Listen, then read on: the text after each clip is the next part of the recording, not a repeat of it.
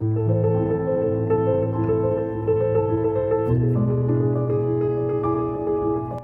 1804, when Ingres signed this self-portrait, he was only 24 years old, but had already won the prestigious Prix de Rome 3 years earlier.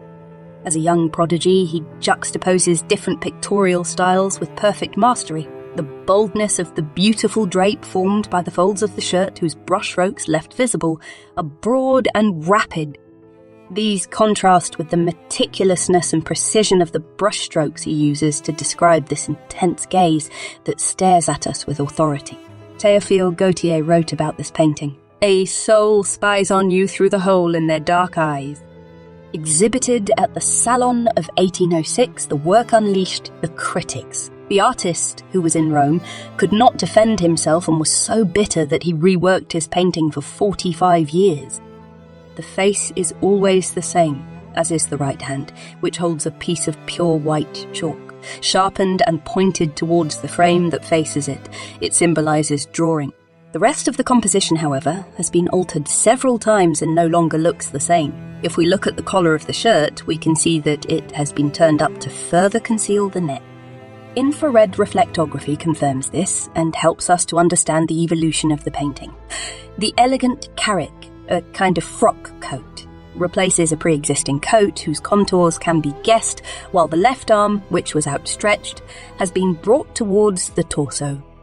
A copy of the original painting, made by Julie Forestier in 1807 and preserved in the Ingres Museum in Montauban, confirms this scientific analysis and allows us to know precisely the image of 1804. The model was represented as erasing with a rag a composition sketched on a canvas, his coat placed in a rather clumsy way and balanced on his right shoulder.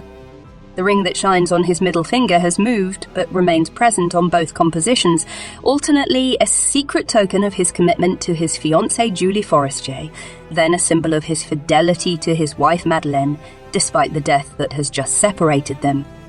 To make the first garment and the background disappear, Ingres used solvents. The intervention was brutal and generated an irregular surface. He wanted to keep only the essential, his intense gaze which catches the viewer, and the artist's tool. No fantasy, no anecdotal element comes to disturb this exercise of introspection, all in chiaroscuro. This economy of means is reflected in the palette, reduced to a cameo of browns made from earth-based pigments and lead white that catches the light.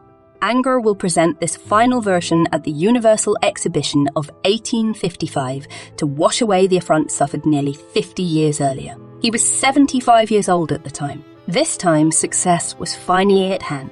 The different phases of the conception of this masterpiece, which lasted more than 45 years, not only bear witness to the artist's character, tenacious and perfectionist, but also to the fact that this image, so much admired by the Orleans family, was the portrait of Ingres' youth, scrutinized through the successive ages of his life.